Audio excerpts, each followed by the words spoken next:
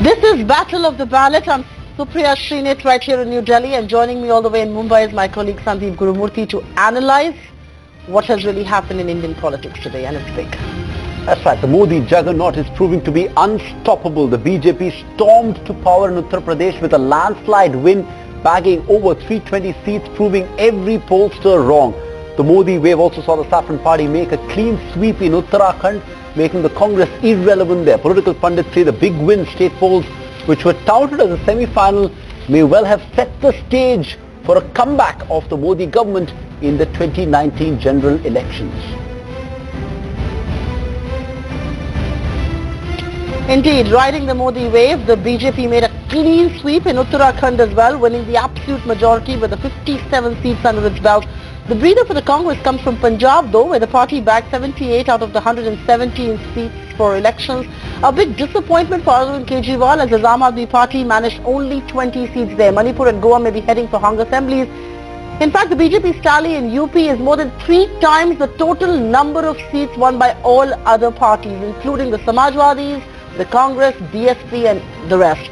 Not too amused with the results, BSP Supremo Mayawati has accused the BJP of tampering with voting machines, but for now it's celebration time for the BJP supporters all across the country. The Modi wave and what it means to the country's politics and also economy is a big story that we're tracking right here on the Battle for the Ballot, and we get you the big picture with the most eminent panel that we could put together. We've got Sagarika Ghosh, we've got Sadanand Dume, we've got Rajiv Kumar, we also have Yogendra Yadav, we've got Swaminathan Iyer and R. Juggernaut all joining us live right here on ET Now. Thank you each one of you for being with us. Really appreciate you taking time out and joining us this evening. This is a big victory.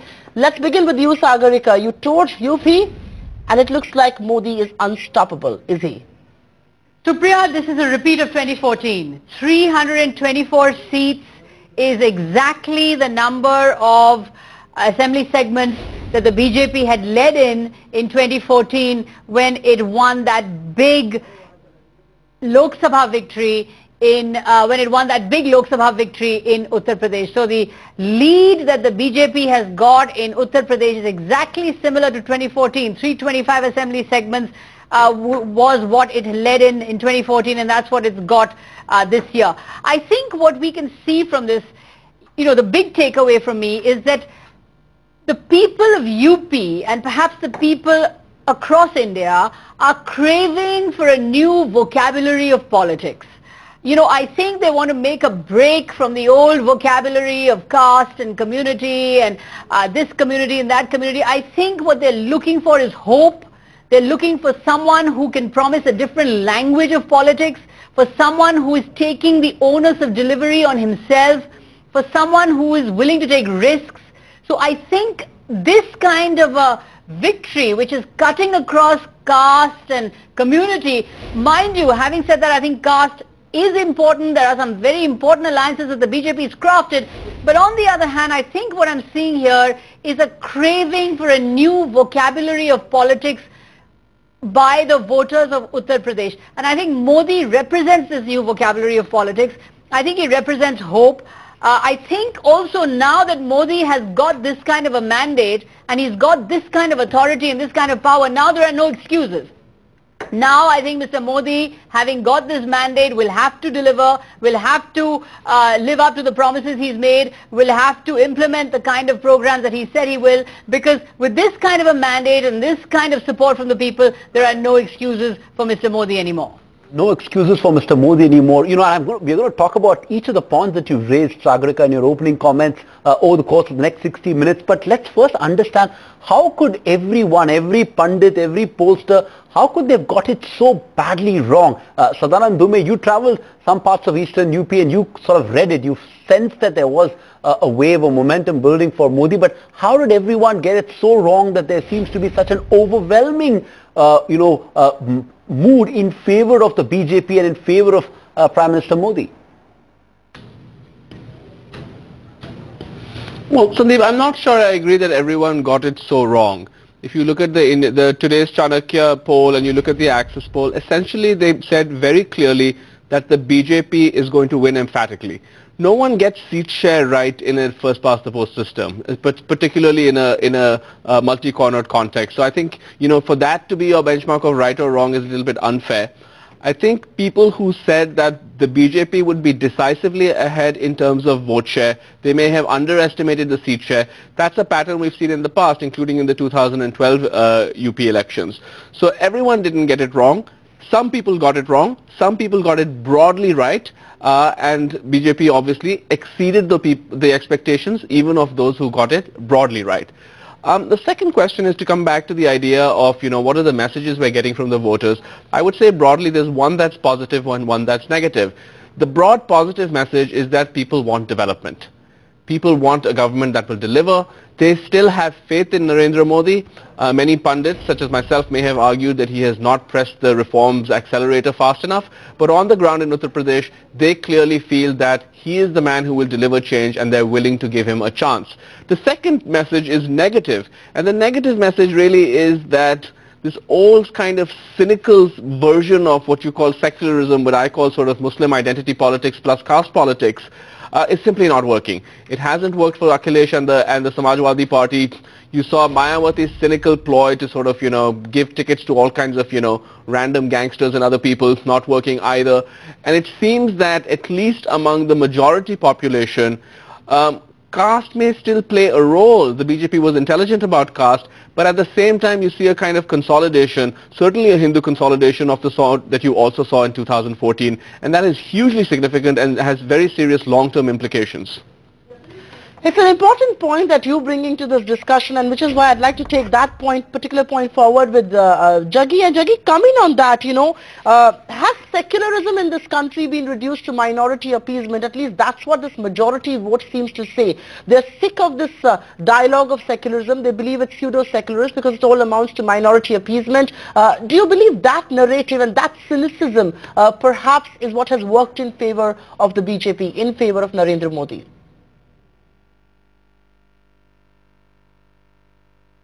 Yeah, you're absolutely right. I think we have completely mangled the word secularism completely out of shape. It is neither the European version, not even our version, where you are supposed to be Pantha Nirpekshata, that is equidistant from all religions. What the Congress initial years after independence and the same idea which the regional parties that came to power latched on to was to think that was to encourage some form of minority communalism in order to build a bulk vote there, and then of course get a large share of the remaining vote and then rule India. I think the kind of mild Hindu consolidation that you're seeing now is not necessarily a vote for Hindutva or Mandir politics. What it is saying that please stop this nonsense, please stop thinking that you have to pander to only one community, and that community, for all the pandering, actually is one of the poorest in this country. I mean, so they have actually lost. In fact, in this election, I have heard a lot of Muslim voices come and say that, look, these guys want to scare us about the BJP, but tell me what is the worst that the BJP can do that you guys haven't already done. Did Muzaffarnagar not happen? Did other riots not happen? And are they going to massacre 200 million Muslims because they want to stay in power on the basis of a Hindu vote? No, I think they realize that they have been taken for a ride. And I wouldn't be surprised if after this election, some of the minority vote also starts moving towards the BJP, because they now realize that their power is here to stay, and you have to accommodate that, and you make your pitch on your demands, legitimate demands, but don't think that it is based on your identity. I think the meaning of secularism is now moving closer to the real meaning of it, and we should not call it polarization or communalization. It is not. The communalization bit was started on the other side, and there was a reaction to it on the other side. Now we are moving back to the center, where you are actually going to see more equidistant politics from now on. I would want to comment on that, but I want to get opening remarks from Dr. Rajiv. Kumar, quickly, do you agree with Jaggi there, the fact that this is not a vote on account of the polarization or so-called polarization that happened with the controversial comments made, but it's a vote against this politics of minority appeasement that we've seen for years, specifically in states like Uttar Pradesh? Dr. Rajiv Kumar, and then I'm going to toss to Sagarika.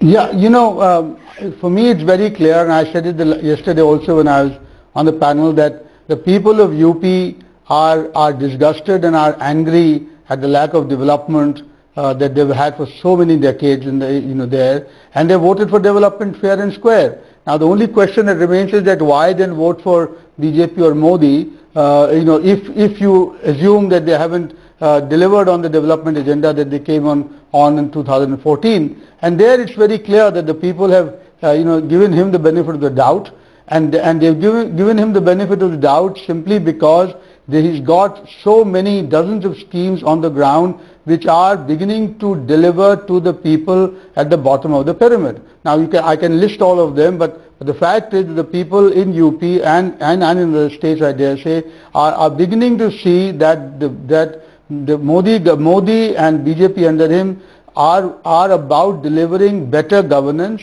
and more efficient delivery of public goods and services.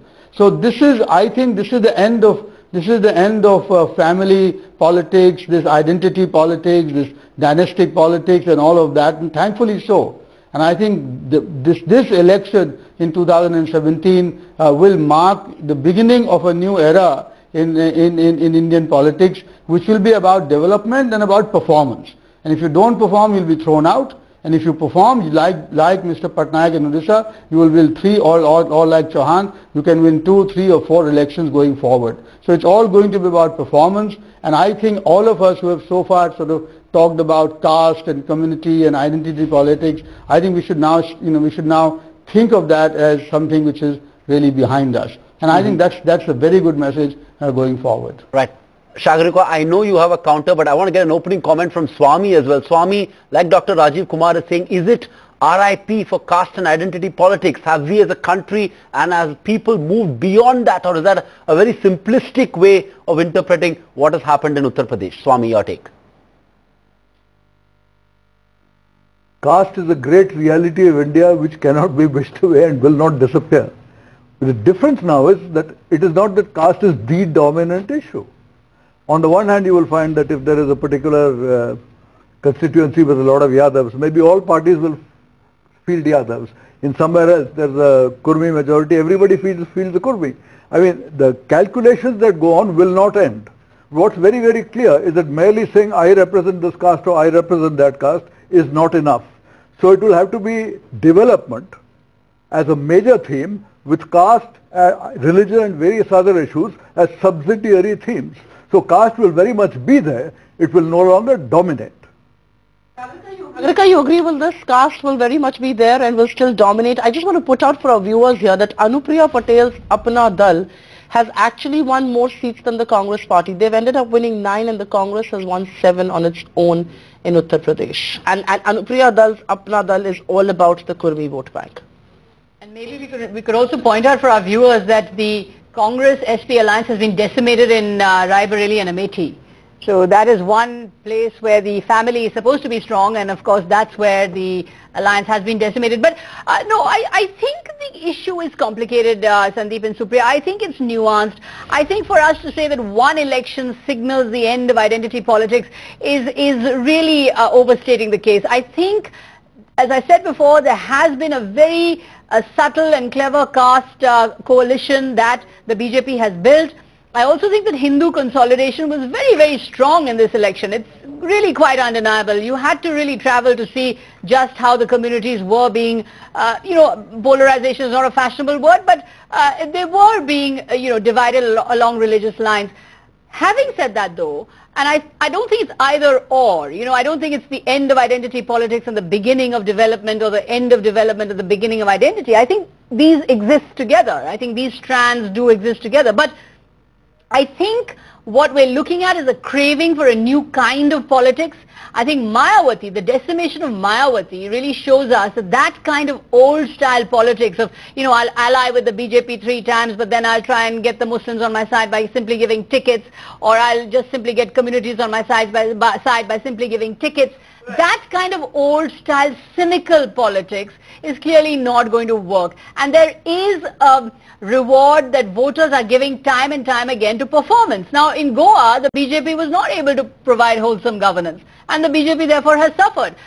In Punjab, we see that yes, Amrinder Singh perhaps is trusted more than the Aam Aadmi Party, which was seen as the X factor, which perhaps wasn't trusted, which perhaps was seen as a newbie, perhaps too many links to certain Sikh radical groups. So trustworthiness, the ability to deliver, a track record of performance, this is what the voter is plumping for time and time again. And Mr. Modi, as I've said before, does represent a kind of hope. He does represent a new vocabulary of politics, and he's now put the onus on the opposition to find a new language to take him on. You see, you can't just be negative and say demonetization is wrong and you are wrong and you are communal and you are this and you are that. Negativism is not going to get you anywhere. I think you need to find a positive agenda. The opposition needs to find a positive agenda on what they are doing. If demonetization is wrong, what are you doing for black money? If he's being communal, what are you doing for secularism? So there has to be a positive agenda that the opposition needs now to combat Mr. Modi. I do think we need to stay on with the opposition for a longer time, but I want to go back to the point that we were making about caste. You believe it's nuanced, Swami believes it's here to stay. Sadanan, I'm presuming you don't agree with those views. No, I think that far from the end of caste, what we're seeing is the refinement of caste politics under a pan-Hindu umbrella. So, you know, the old sort of crude way of looking at this, at least post-Mandal, was that, you know, you had the forward caste and you had the OBCs and you had the Dalits. And the new, more sophisticated way of looking at it is that you look at that OBC category and you look at various things and ways to slice it. And you look at the Dalit category and you look at ways to slice it. And if you travel in UP, you could see that the BJP posters often had these four leaders. They had Rajnath Singh, Uma Bharti, Kalraj Mishra and Maurya. And it is very clear why they had those four people and not four other people. So the idea that we have simply moved away from caste is wrong. It is right to say that development is at the forefront. Caste is being viewed in more complex terms, and at least in this election, it comes under a sort of broader pan-Hindu umbrella.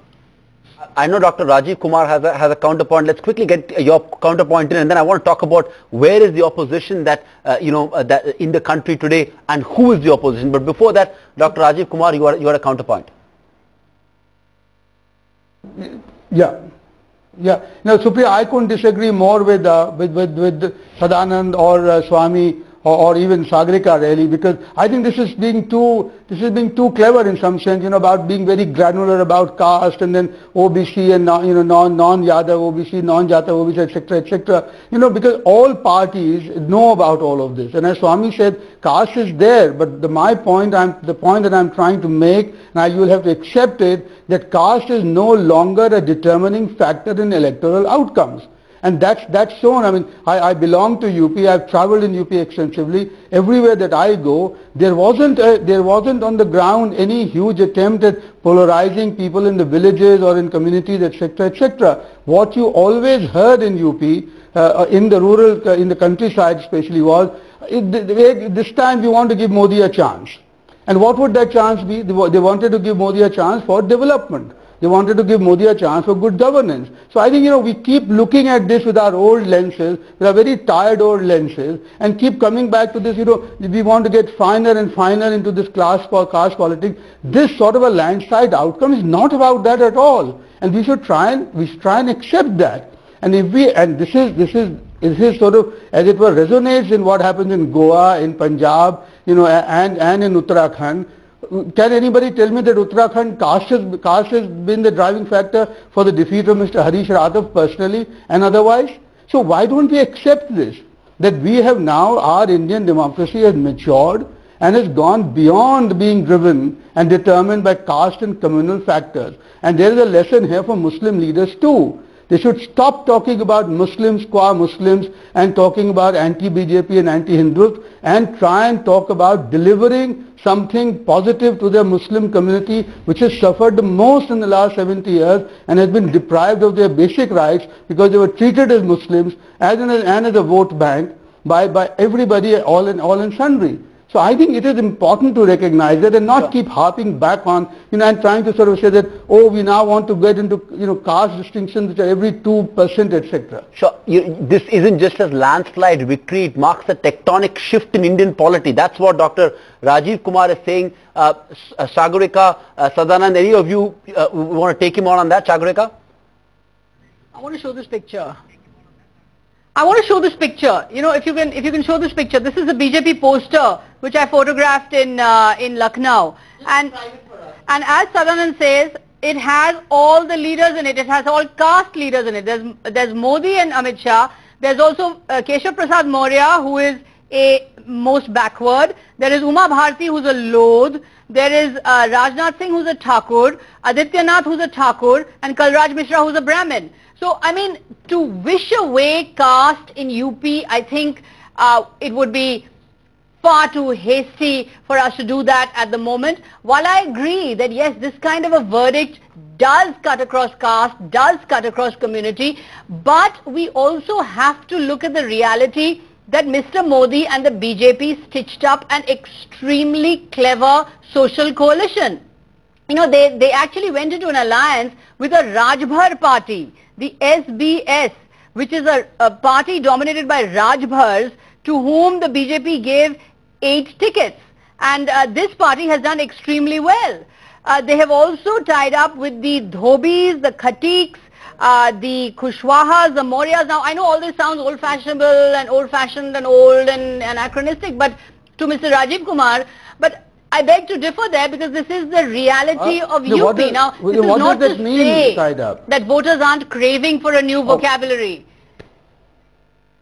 But, no, because they have, they've given tickets on that basis, Mr. But Rajiv you know, what does it mean that you're tied up? Just a second. The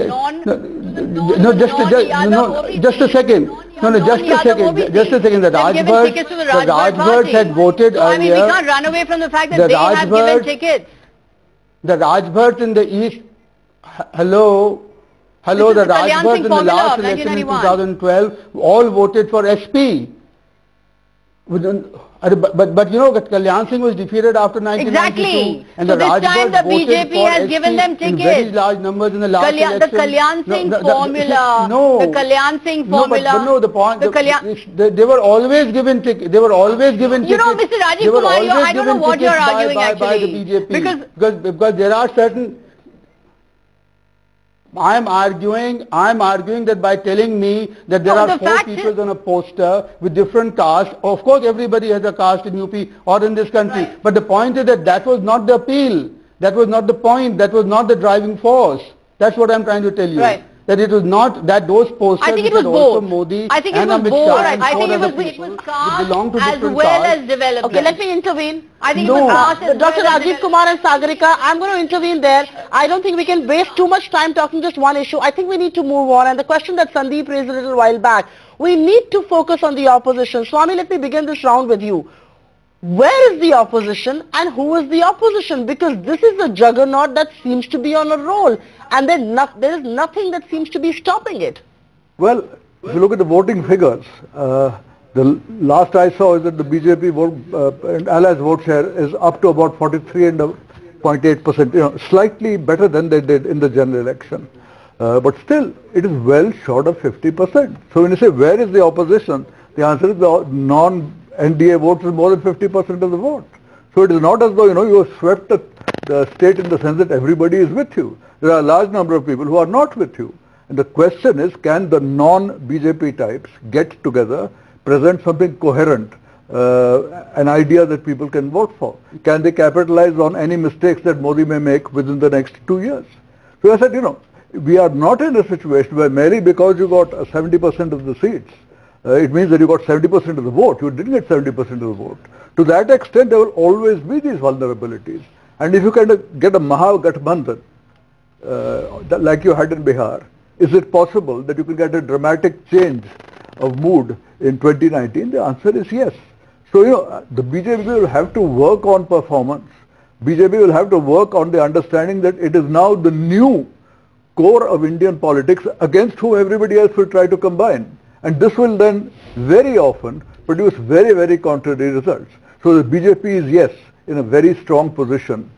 Is it invulnerable? No. Is it unbeatable? No. I don't think anyone is ever invulnerable or unbeatable, but I think there is in fact an opposition vacuum. You know, the fact is that there is a first past the post system in India, and the first past the post system means that any party that is able to go over 40% of the vote or so is in a very strong position in terms of outcomes. And if you look at this result, in fact, the BJP could not have wished for a better result. Because what you have with AAP stopped in its tracks, AAP was desperate to start this new narrative that where it would be the new challenger to the BJP and basically usurp the space left by Congress. AAP has come up very short in Punjab and basically scored nothing in Goa. So the idea that, you know, AAP is going to be this great challenger certainly hasn't moved forward after today.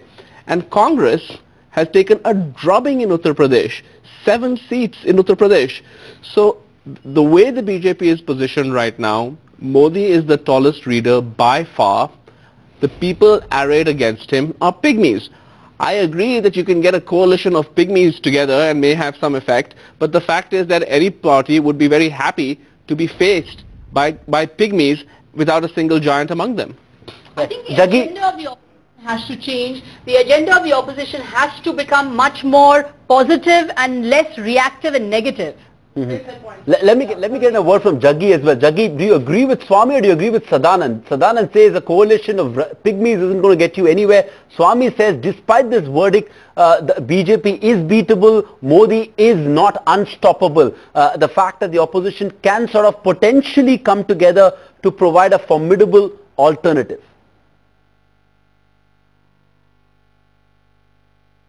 Yeah, I would agree with broadly with what Sadanand says, because I think you cannot have a simple arithmetic coalition of the remaining 56% or 57% that did not vote for BJP and presume that it's a viable alternative in a democracy. Okay, I mean, if a Trump can win with 48% of the vote, it's because it's in concentrated areas.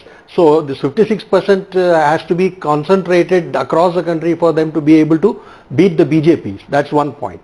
The second thing is that let's not forget, when we are talking about state elections and national elections. In a national election, it is more than possible that if you're next time in 2019, if Modi is the option and a bunch of 20 pygmies, who will you vote for, even assuming you are not particularly happy with Modi?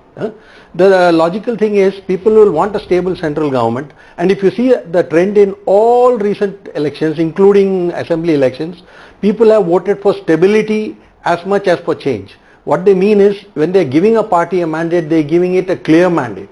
They are not giving a split mandate. I mean, of course, Goa might still give Congress a mandate. That's what the numbers are showing. But say Manipur also may be a bit of this thing. But these are two very small states which are probably contra to the national trend. But nationally, if you see a voter is saying, look, don't blame me for not giving you a mandate and then saying I couldn't deliver. They are saying we are giving you a mandate, now very well go and do things. So I think Modi in the next in 2019 could be even stronger for a simple reason that when that is an election in which you are actually voting for Modi. So why would 42% not become 48%? It's quite likely. I think, and UP has demonstrated that, as Sagarika said some time back. You have repeated 2014 in 2017 and you could repeat it again in 2017. The question before today was where will the where will the BJP get its numbers from, because you got 73 in NDA in 2014. I am saying the answer lies exactly there. You may still end up with at least 60 seats and you will make up the balance in places like Northeast and Karnataka, not Karnataka, in the South and other places where you might do both. You are looking at a possibility of an even bigger victory next time. Okay, even bigger victory next time. Dr. Rajiv Kumar, could this also galvanize this so-called anti-Modi bloc? The fact that now a party like BSP, SP will have to set aside their political differences because it's going to be a fight for survival, a fight for relevance. These will be a clutch of parties with no coherent economic ideology, with no coherent sort of policy thinking. That isn't necessarily a good outcome from the point of view of markets and business, but they will come together just for the sake of political relevance and survival. A, do you see that happening? B, will it be formidable? And is that a big threat to markets and economy?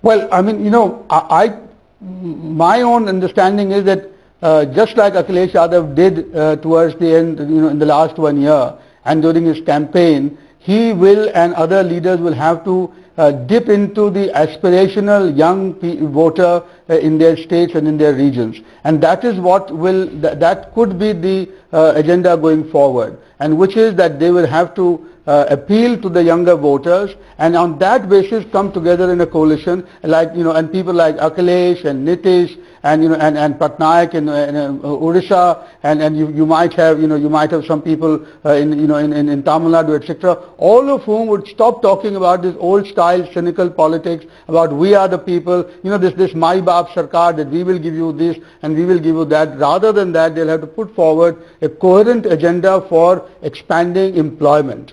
And that is going to be the key. That is also the vulnerability for Mr. Modi actually going forward. And I'm sure he's forewarned of that because you have seen dominant caste mobilizations in many states now, the Jats and the Patels and the Marathas, etc. These mobilizations are waiting to get a young leader to express and articulate their aspirations as also their disappointment. So that's the first point. The second issue is that yes, it will be time now for these regional leaders to come together, but I don't see that happening very easily unless they give up their ID politics and can get on to an aspirational development agenda which appeals to the younger voters and also to the women voters. By the way, please remember that what Nitish has done in terms of prohibition has got him the huge support of half the electorate. Now, I think those are the kind of new issues that they will have to come up with to defeat Mr. Modi and not keep harking back on the old tired, you know, slogans and rhetoric that they have done so far. I completely agree with you, and which is why, Sagarika, I'm going to throw this question to you. It is all right to galvanize an opposition together. They can all set their identity politics aside. I'm tempted to take the question of jobs forward. I will in just a bit with Sadhana. But Sagarika, coming to you, what is the narrative that the opposition can possibly build? Modi today is about Hindutva. Modi today is pro-poor. Modi today is anti-corruption. Modi today is the Mr. Development. What can the opposition throw up? And there isn't a better communicator than him. So even if they try to communicate on some of those issues, Rahul Gandhi did try, right? Jaunpur ka Patila. What did he come up with? That's very true. I think the space for the opposition is very, very limited. The political space for the opposition is very limited. What do you hit Mr. Modi with? You can't hit him with social welfare because he's doing that. You can't hit him with patriotism because he's Mr. Patriot. You can't hit him with nationalism. He's got that also. He's got business also. He's got youth also. He's got Bheem app. He's got Mudra Bank. He's got, Ujjwala gas scheme for social welfare. So he's taken over the entire panoply of political issues of the opposition. So in that sense, the political space for the opposition is limited. But again, it's a challenge. How do you deal with this kind of overwhelmingly dominant figure who is there in politics? Just as it was a challenge to deal with Indira Gandhi, I think the opposition is going to have to find an agenda which is not simply based on negativism, which is not simply based on that what is wrong with Mr. Modi. Because the more you try to find fault with Mr. Modi, again your discourse is on Mr. Modi. I think you're going to have to find an independent discourse, an independent program of action. Rahul Gandhi has to think about what are his ideas for developing the Indian economy, what are his ideas for development, what are his ideas for economic restructuring, what are his ideas for jobs, what are his ideas for infrastructure. He's going to have to come up with his own positive agenda for change, and I think that's the challenge before the opposition. At the end of the day, I agree with Swami. I think Modi's greatest enemy at this moment is simply arithmetic. There's no other enemy than he has. It's just simply the large social coalition that can confront him by sheer numbers, which can possibly defeat him. But arithmetic is Modi's biggest enemy right now. I don't know though, however, but Sagarika, I think the question to that arithmetic is how stable will that arithmetic really be? And experiments in the past we've burnt our fingers with that. But Sadhanand, come in on that. I think the point that Dr. Rajiv Kumar made, that the biggest vulnerability of Mr. Modi right now is job creation. There are no jobs being created. The same youth that's voting and rallying behind him has given him this rock star status may turn disillusioned after 5 long years because There are no jobs. It hasn't turned disillusioned just yet. He's hitting the midterm mark, but 2.5 years is a long time. I'll come to jobs. Before that, let me take a quick stab at this idea of where the opposition would come from. If you look at it historically, the opposition to the two big national parties has come from two sources: regional satraps and the and these caste-based parties from the Hindi heartland. What today's earthquake in Uttar Pradesh tells us that the caste-based OBC sort of opposition is being challenged very aggressively by the BJP. They didn't challenge it successfully in Bihar, but they have absolutely obliterated it in UP. So that is one thing. But the second source, which would be regional parties, that remains a source of opposition. Mamata Banerjee is not going anywhere. AIDMK now is in trouble, but DMK or some sort of regional party in Tamil Nadu. So I think there will still be sources of opposition. But if the BJP can make these kinds of inroads in the Hindi heartland and basically rewrite post-Mandal politics as it attempts to be doing, that really reduces the sources of opposition. On jobs, I agree entirely with Rajiv. I think the government has flopped on this score.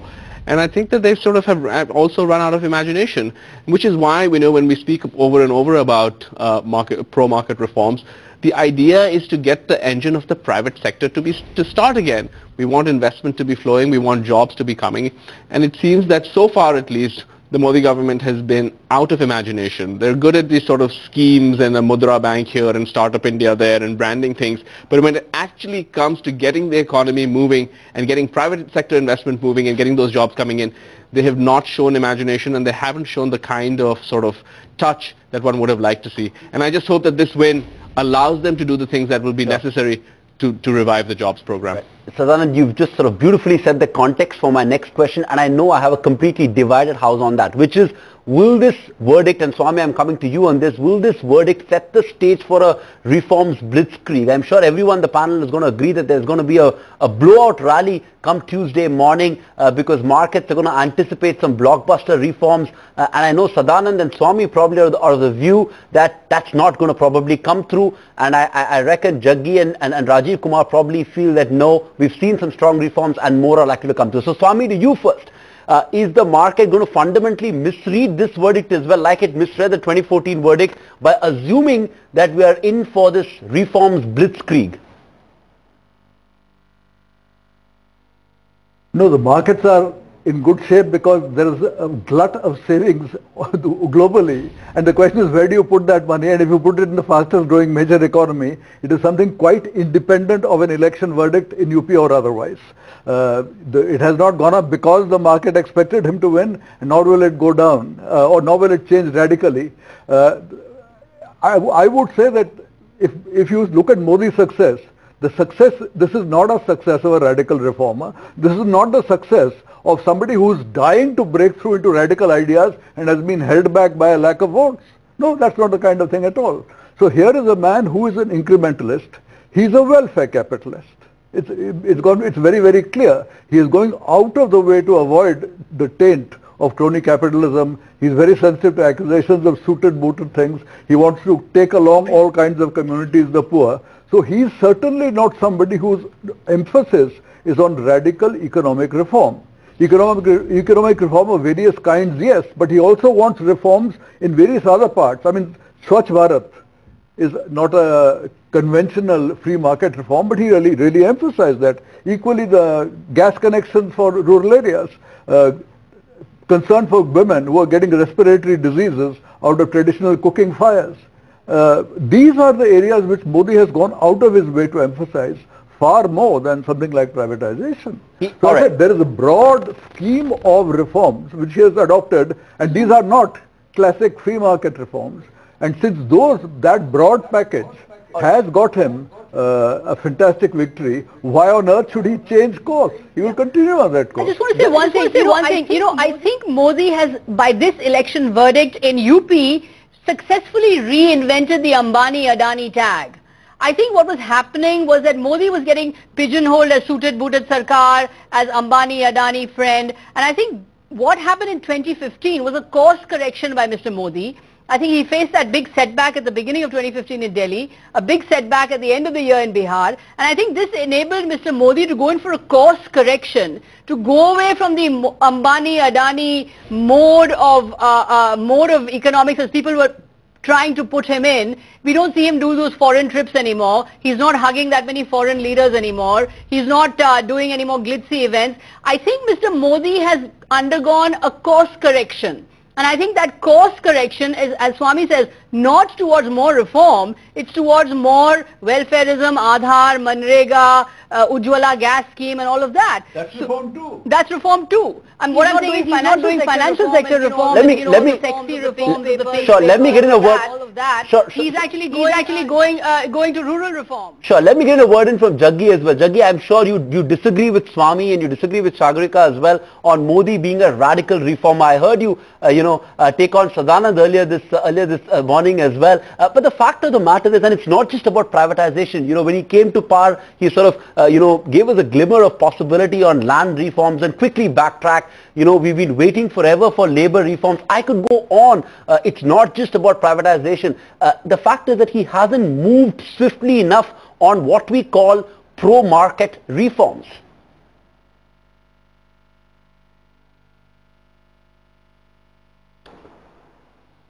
Well, I think there are two things. I think he certainly hasn't moved on factor market reforms like land and labor. He has let the states take the lead in that. Certainly he is not going to move ahead too strongly on privatization. But if you leave these three basic areas, I would say he has moved his pawns significantly forward on the chessboard on all other areas of reform. So everything is coming into place slowly, incrementally, sometimes in terms of a big bang like in GST and and things like that. So I think he is moving the pieces correctly.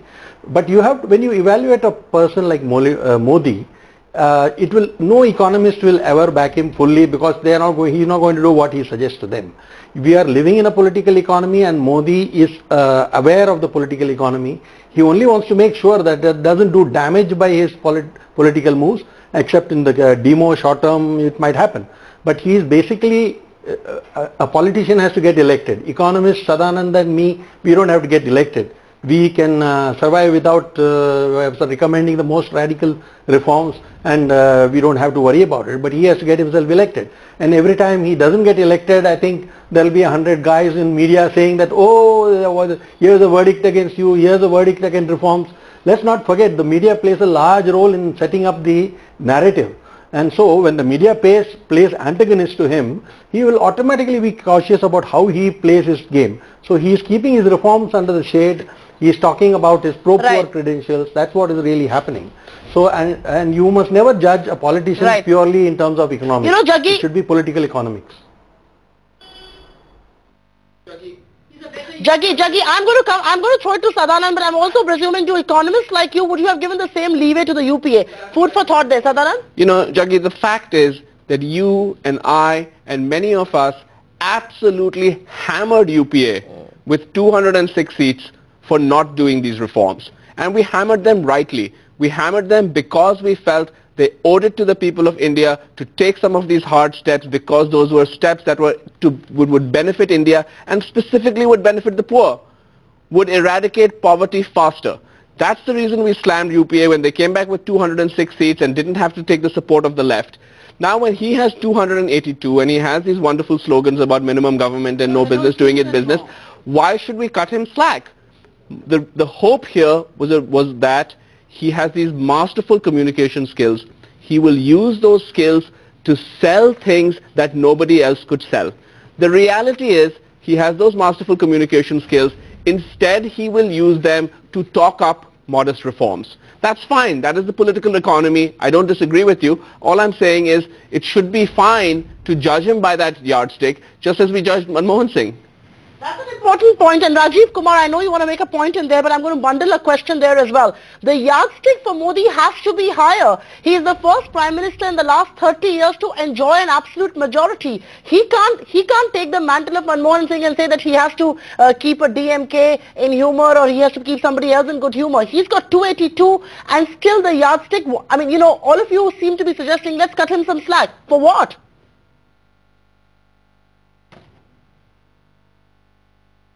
Supriya, just before I answer that question, can I just make one liner, which is that Sagarika had been suggesting a lot that Rahul Gandhi couldn't do to get the Congress party up to scratch.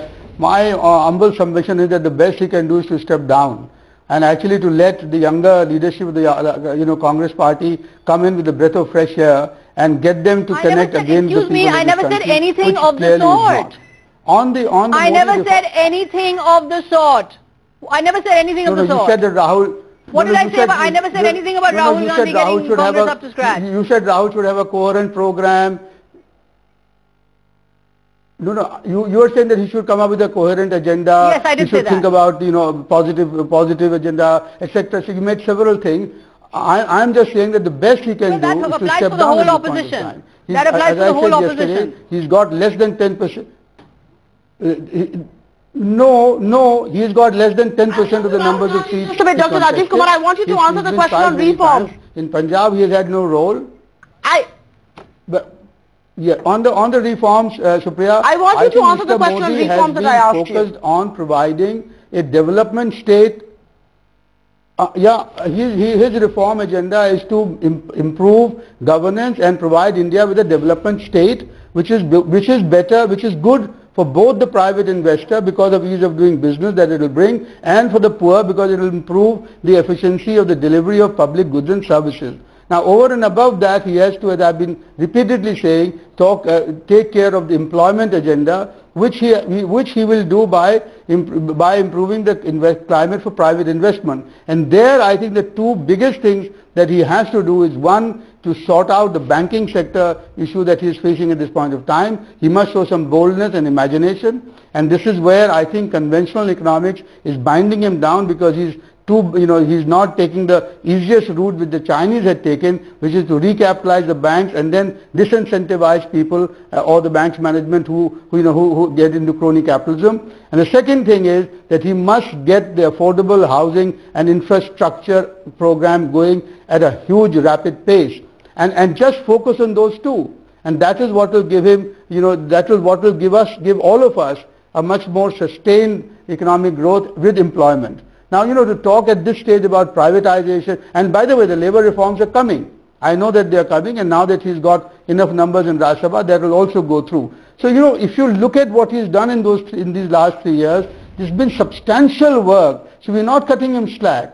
We are saying you've done enough, but now you should focus on completing the task that you've started, because that is where the delivery will come. And if that delivery doesn't happen, I'm afraid the vulnerabilities will show and the people will not vote you back in.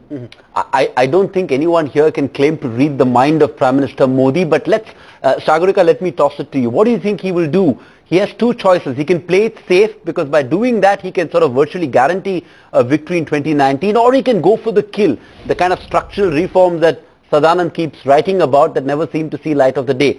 What do you think he will do?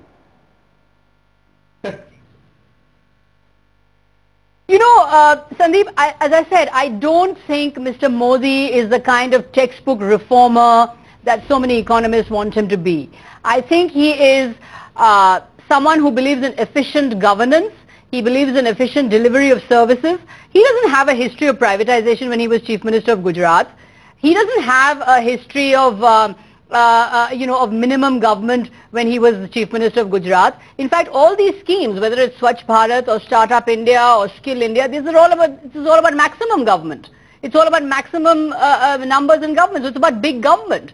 Mr. Modi is not talking about small government. Mr. Modi is not talking about mass privatization. Mr. Modi is not talking about setting off PSUs. Mr. Modi is not talking about labour law reform. He's not talking about any of that. What he's talking about is better delivery, a better UPA. He's in fact adopted the shibboleths of the UPA. Aadhaar card, Manrega, welfareist measures. Ujjwala gas scheme is an old UPA scheme, which of course he has taken over and made it much better and much better implemented. Mr. Modi is a great implementer. So he's implementing these schemes very well, and he's taken them up and he's implementing them very well. But I think the focus of Mr. Modi is social welfare, pro-poor service delivery.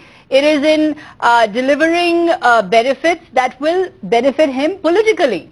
He's a smart politician. He's a 24/7 politician. He's not going to take any economic decision that is going to bring him risks. Yeah. I mean, look at the way the Bharatiya Mazdoor Sangh was on the streets on the land acquisition law. I mean, the land acquisition law, which Mr. Modi tried to bring in by ordinance, had to be rolled back because of the opposition from who? From his own Sangh. Absolutely. From the RSS, from the Bharatiya Mazdoor Sangh, which is actually deeply leftist. And the ideology of the BMS is similar to the CPM. Sure. So I don't think Mr. Modi is going to open up new flanks over there. Sure. And if these policies are winning him elections like they are, then then why do it? In any case, like Jaggi rightly said, he or Sadanand don't need to fight elections.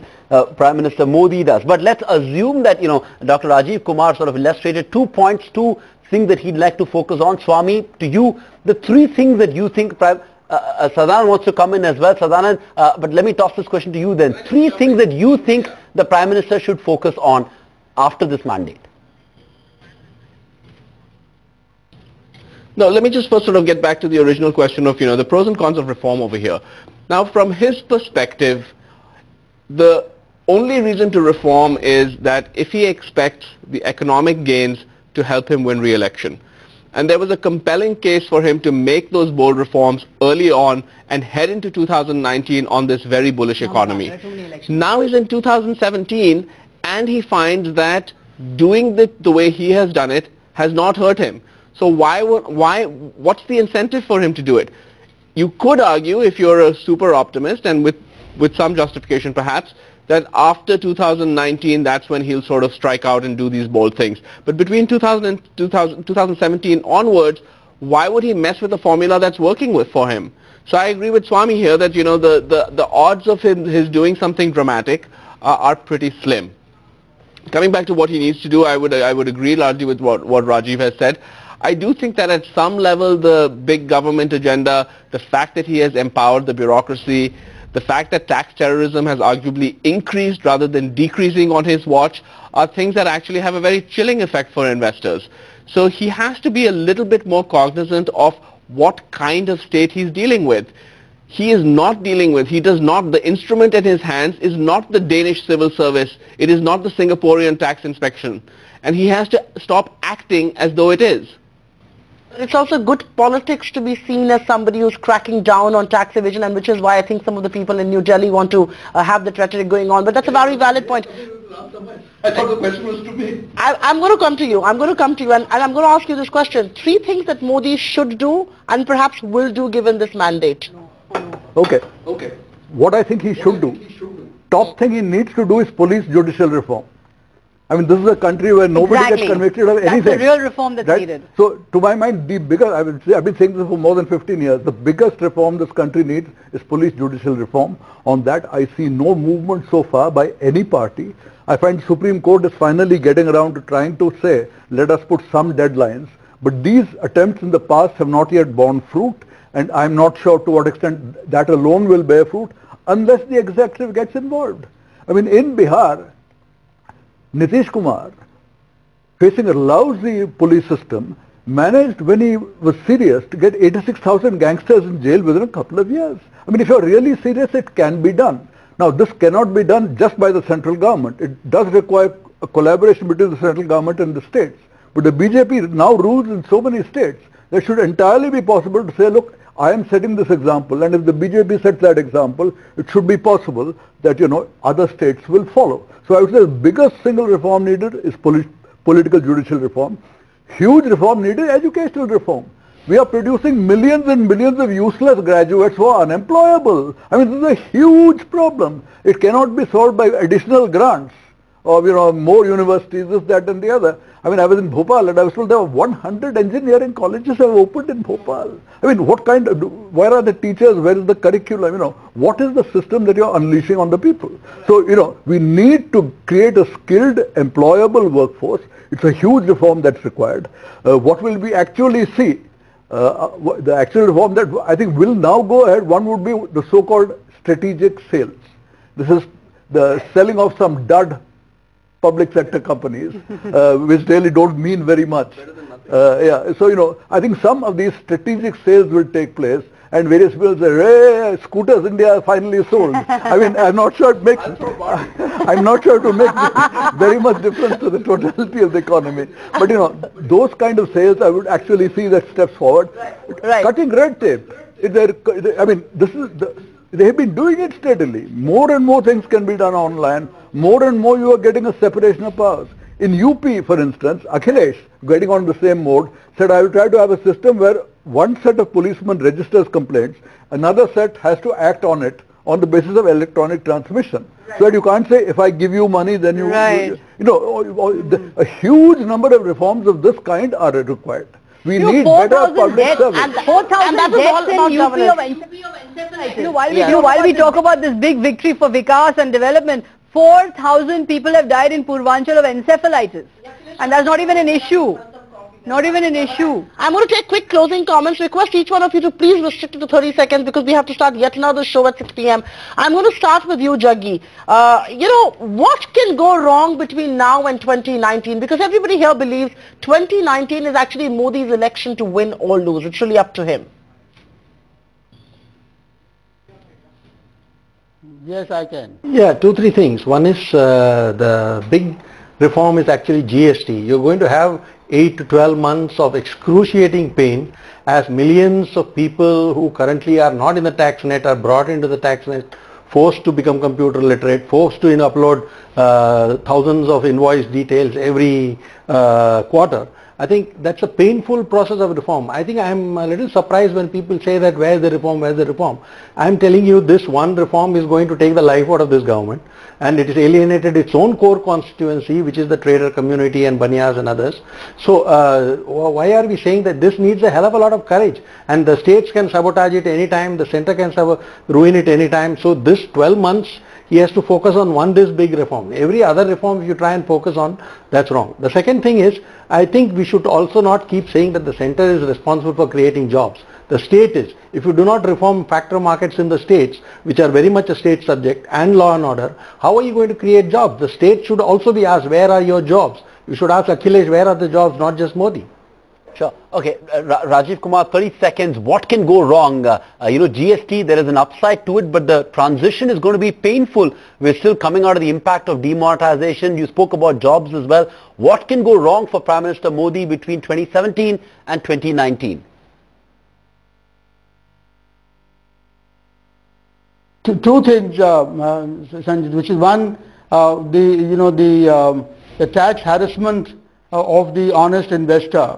And the sort of tax, the complete going wild of this tax inspectorate, etc. And that's one thing that he has to do, which is to keep the tax bureaucracy in check and make sure that this anti-black money fight does not spill over into a harassment of the investor and of the common person. That's one. And the second one is basically demand deficiency in the economy, which is that the consumers lack of employment, or the uncertainty or lack of investment demand or declining export just means that there is huge demand deficiency, and this government for some reason bound to this holy mantra of fiscal deficit and to the Basel norms, which won't allow banks to expand their lending, would find that there is just simply no demand, and as a result of which there is no investment and no employment, no employment generation. So what I'm really saying is that the Modi government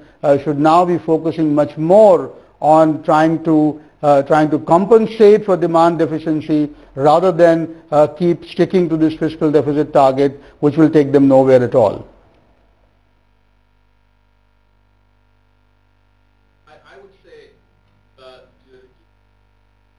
On the things that could go wrong. First of all, I'd like to say that he is in pole position. He is likely to win 2019. He is in a very dominant position. But if you want to look at things that may go wrong, one would be the failure to create jobs. People have shown a lot of patience. People in Uttar Pradesh and elsewhere still have a lot of belief. But he's heading into 2019 not just 3 years into the term, but he'll be heading into it 5 years into the term.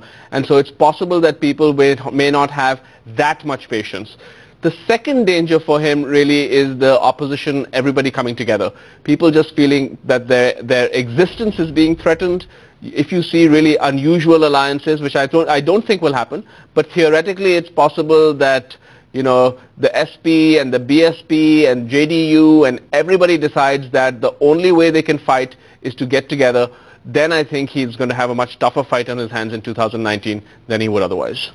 I am completely out of time. I wish I could have got answers from each one of you, but I'm completely out of time. It's 5:59. We've got to start the next show. Thank you very, very much. Swaminathan Iyer, Sagarika Ghosh, Sadanand Dume, Rajiv, Kumar and R. Juggernauthan. We really appreciate you taking time out and speaking to us on the Battle of the Ballot. Don't go anywhere. We're going to be back with a political debate in just a few minutes from now. Keep it to BT now. Thanks for watching.